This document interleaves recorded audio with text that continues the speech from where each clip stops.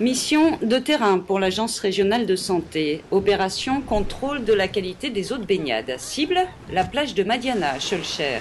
Une plage située en milieu urbain à 2 pas de Fort-de-France et placée sous surveillance. Plusieurs fois, la baignade y a été interdite ces dernières années, car les habitués des lieux le savent bien, l'eau est parfois douteuse. Souvent, l'eau est très claire, très transparente et très agréable. Quelquefois, après les pluies, l'eau est saumâtre. Alors, si c'est trop saumâtre, j'y mets pas les pieds. Mais ça n'empêche pas aux autres de se baigner. Pour mener les contrôles, chaque mois, des prélèvements sont effectués. J'ai un flacon stérile de 250 ml que je vais plonger à 30 cm de la surface pour faire mon prélèvement. Là, on va mesurer la turbidité, c'est-à-dire la transparence de l'eau.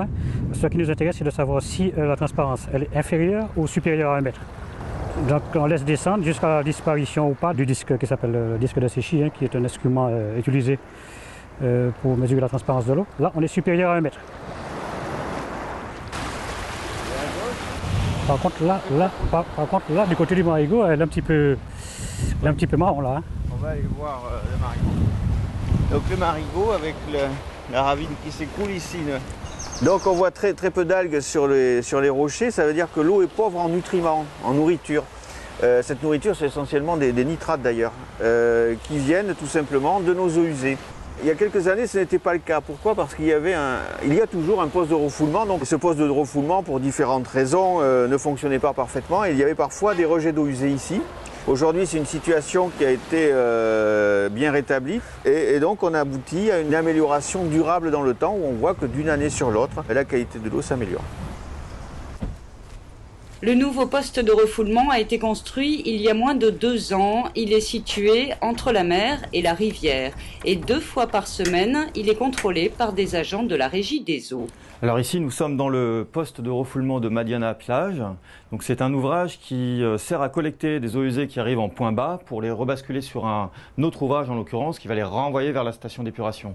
Donc c'est un maillon de la chaîne de collecte des eaux usées très important puisque il se situe en point bas au niveau justement du milieu naturel. Il est important que cet ouvrage soit bien dimensionné, bien entretenu et c'est le cas. Ici on a les équipes d'Odyssey qui sont sur le terrain, qui vérifient régulièrement que tout fonctionne bien de manière à ce que cet ouvrage ne déborde jamais.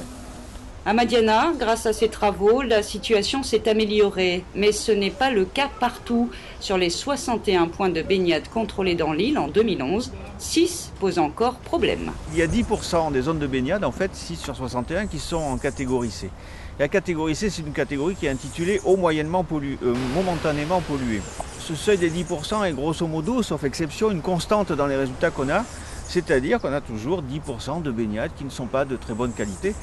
Et puis effectivement, oui, il y a des points noirs, on peut citer, c'est un peu quelque chose, une surprise, là au niveau du Vauclin, les baignades du Vauclin qui ne sont pas de bonne qualité. Là aussi un travail d'investigation pour comprendre le phénomène, savoir ce qui s'est passé.